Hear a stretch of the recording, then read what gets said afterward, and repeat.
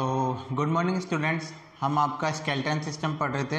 Skeleton system में मैंने कुछ पार्ट्स बताए थे, वो हमने डिस्कस कर लिए थे। स्कल बताया था, बैकबोन बताया था, है ना, एंड लिम्स बताए थे। Now we are going to discuss is your girdles. ठीक है, अब गिल्डल्स क्या होते हैं रीड करके बता देता हूँ एक बार। The human skeleton has two girdles, the pectoral and pelvic girdles. गिर्डल्स का मतलब होता है आपका, जैसे ये वाला जो पार्ट रहता है ना, जो आपके शोल्डर को होल्ड करके रखता है, यहाँ पर गिर्डल्स होते हैं आपके, और एक यहाँ पर नीचे की तरफ गिर्डल्स होते हैं। ठीक है, तो ये वाला जो होता है इसको पेक्टोरल बोलते हैं, और यह वाला जो होता है उसको बोलते हैं पेल्विक गिर्डल्स बोलते हैं। Okay, the pectoral girdle is made up of the collar bones and the shoulder blades. जो पेक्टोरल गिर्डल होता है आपका, वो किससे मिलकर बना हुआ रहता है? एक तो आपका कॉलर बोन से मिलकर बना हुआ रहता है, और आपका किससे मिलकर बना हुआ रहता है? शोल्डर ब्लेड से मिलकर बना हुआ रहता है। ठीक है, the shoulder blade is a large flat bone. जो शोल्डर ब्लेड होती है वो आपकी लार्ज फ्लैट बोन होती है। The pectoral गिर्डल links the arms with the vertebral column. जो पेक्टोरियल गिर्डल होता है वो क्या करता है? आर्म को किससे लिंक करता है? वर्टेब्रल कॉलम से लिंक करता है। The collar bone support the weight of the entire arm. ठीक है, आपकी जो पूरी एंटायर आर्म रहती है, पूरी इस एंटायर आर्म को किससे सपोर्ट करता है? वो किससे लिंक करता है? कॉलर बोन से लिंक करता है। ठीक है, the collar bone support the weight of the entire arm. जो कॉलर बोन रहती है, ये वाली जो कॉलर बोन रहती है, इसको, ये पूरी बोन किसको सपोर्ट करती है? आपके पूरे आर्म को सपोर्ट करती है। ओके, तो ये है। The end of the collar bones and shoulder blade meet forming a shoulder socket where the arm fits in. तो the end of the collar bone and shoulder blade meet forming a shoulder. तो जो है यहाँ पर ये जो collar bone है आपकी और जो शोल्डर ब्लेड है, ये मिलकर क्या बनाती है? आपका सॉकेट बनाती है where the arm fits in. Collar bone मिलकर और जो शोल्डर ब्लेड मिलकर एक सॉकेट का निर्माण करती है। उस सॉकेट के अंदर आपका क्या होता है? ये आर्म जो है आपकी फिट होती है। ओके, और आपका नेक्स्ट आता है pelvic गिर्डल। Pelvic गिर्डल is made up of the hip bones and thigh bone. जो पेल्विक गिर्डल है वो किससे मिलकर बना हुआ रहता है? एक तो हिप बोन से मिलकर बना हुआ रहता है, और आपका थाई बोन से मिलकर बना हुआ रहता है। The pelvic गिर्डल links the leg with the vertebral column. ये वैसे ही वर्टेब्रल कॉलम से लिंक करता है पेल्विक गिर्डल किसको? थाई को। The hip bone has a ball and socket joint into which fit. ये तो अपन बॉल एंड सॉकेट जॉइंट तो हम आगे पढ़ ही लेंगे। अगला जो आपका टॉपिक आता है वो जॉइंट ही आता है। अच्छा, जॉइंट क्या होता है? The movement of a body part is possible only where two parts of our body meet. ठीक है, हमारी जो, जैसे ये वाला जो मूव कर रहा है अगर हैंड, तो ये मूव इसलिए कर रहा है क्योंकि यहाँ वाले पोर्शन और यहाँ वाले पोर्शन में यहाँ पर एक जॉइंट है। ये जो जॉइंट है, इस जॉइंट के कारण ही ये वाला पोर्शन अलग मूव कर रहा है, वरना मैं इसको मूव करता तो ये वाला पोर्शन भी मूव होता ना। ये वाला मूव नहीं हो रहा है, ये वाला मूव हो रहा है। दैट मीन्स यहाँ वाले जो पोर्शन में यहाँ पर एक आपका जॉइंट है। ओके, तो आपके बेसिकली जॉइंट जो होते हैं वो टू टाइप के होते हैं।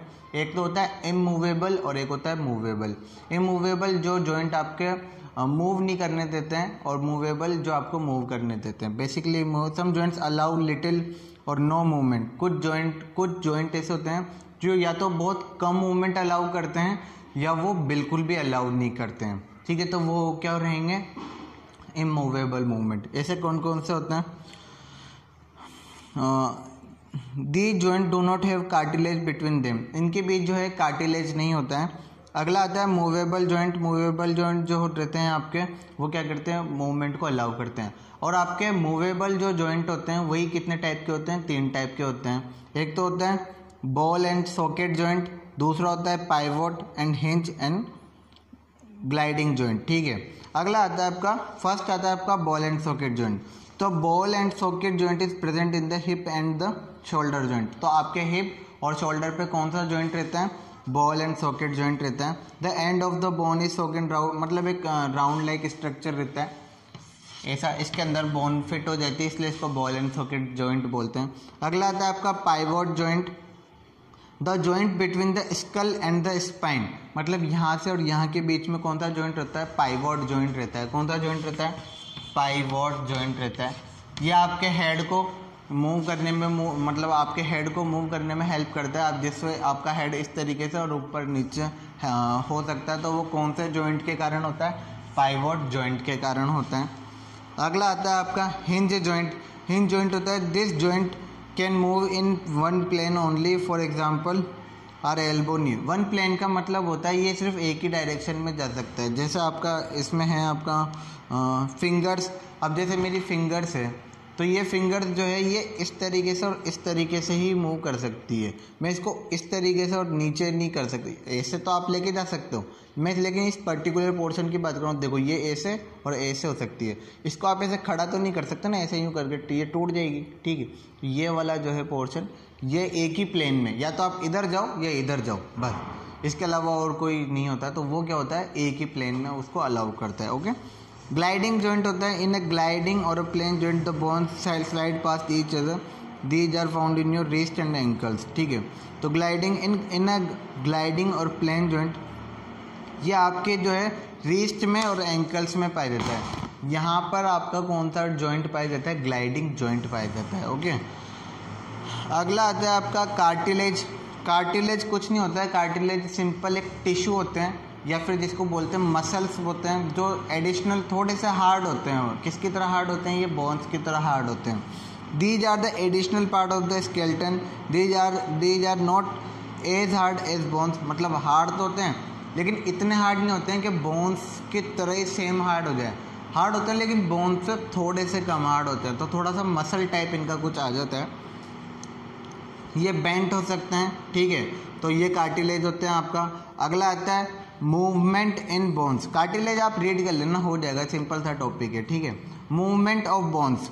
अब मूवमेंट ऑफ बोन्स क्या होता है? मूवमेंट ऑफ बोन्स आपका जैसे कोई भी आज मैं जैसे सपोज मैं ये मेरा आर्म है, ओके, एंड मैं इसको इस तरीके से करता हूँ, तो कभी कभी आपने देखा होगा यहाँ पर एक वो राउंड टाइप शेप आ जाती है। वो शेप क्यों आती है? वो मसल की शेप रहती है। उसका कारण ये रहता है कि जो मसल्स रहती है ना, वो मसल्स आपका अलाउ करती है। जैसे आपने ये वाला पोर्शन इसको इस तरीके से करा, तो ये वाला पोर्शन आपका लूज हो जाता है, ठीक है। और आप इसको जैसे वैसे करोगे तो आप देखोगे ये वाला पोर्शन आपका फिर टाइट हो जाता है, ठीक है। तो जैसे आप इसको मूव कर रहे हो ना, तो इधर वाली मसल थोड़ी एक्टिव हो जाती है और ये वाला पोर्शन थोड़ा आपका फुलाव ले लेता है, ठीक है। और ये जैसे इसको करोगे तो ये वाला पोर्शन आपका थोड़ा लूज हो जाता है। तो ये किस कारण हो रहा है? तो आपकी मसल जो है स्ट्रेच होती है। मसल कैसे होती है? जब आप उसको इस तरीके से करते हो तो मसल क्या रहेगी? आपकी स्ट्रेच रहेगी। तो मैं एग्जांपल से आपको बताता हूँ। जैसे और अच्छा, मूवमेंट किसके कारण होता है? मूवमेंट हमेशा मसल्स के कारण होता है। ओके। अगला आता है इसमें muscles move bone by contracting thus pulling them but they can not push them back. This is why for bringing out the movement muscles work in the pairs. Okay, for example when we bend our arms, bicep contract to pull the bones, ठीक है, and at the same time bicep tricep relaxes the lengthens, ठीक। एक second.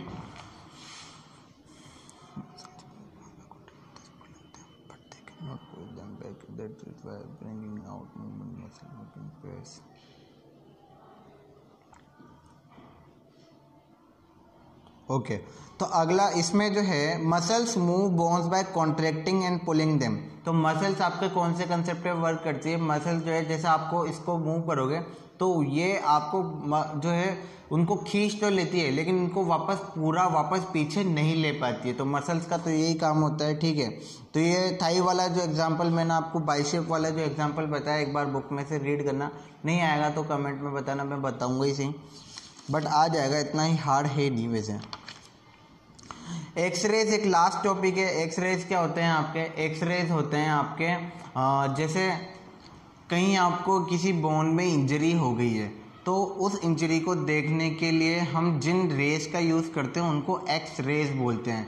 अब x raise इसलिए बोलते हैं, ये आप एक्स रेज क्या करती है, ये इतनी इनविजिबल और इतनी थिन होती है कि ये आपकी बॉडी को पेनेट्रेट करके यानी आपकी बॉडी को पार करके अंदर चल जाती है और अंदर जाके जहाँ पर भी आपके बॉडी का जो स्ट्रक्चर है उस बॉडी स्ट्रक्चर का एक फोटोग्राफ लेती है और किस पे प्रेजेंट करती है, एक फोटोग्राफिक फिल्म पे प्रेजेंट करती है। उसको क्या बोलते हैं वो, अच्छा कौन सी रेज अंदर जाती है, एक्स रेज अंदर जाती है, ठीक है। इसके जो है वो आप ब्लैक वाला पोर्शन देखते हो ना, कई बार आपने देखा हुआ एक्स रे, तो सबने देखा हुआ रहता है, तो उसको एक्स रे इसलिए बोलते हैं क्योंकि जो रे अंदर जाती है ना उनको एक्स रे बोलते हैं। और ये क्या करती है, इतनी पतली होती है कि आपकी बॉडी के अंदर ये चल जाती है। ओके, तो ये एक्स रेज होते हैं। ये चैप्टर यहाँ पे आपका खत्म होता है, इसके क्वेश्चन आंसर मैं आपको प्रोवाइड करा दूंगा, ठीक है। Thank you so much.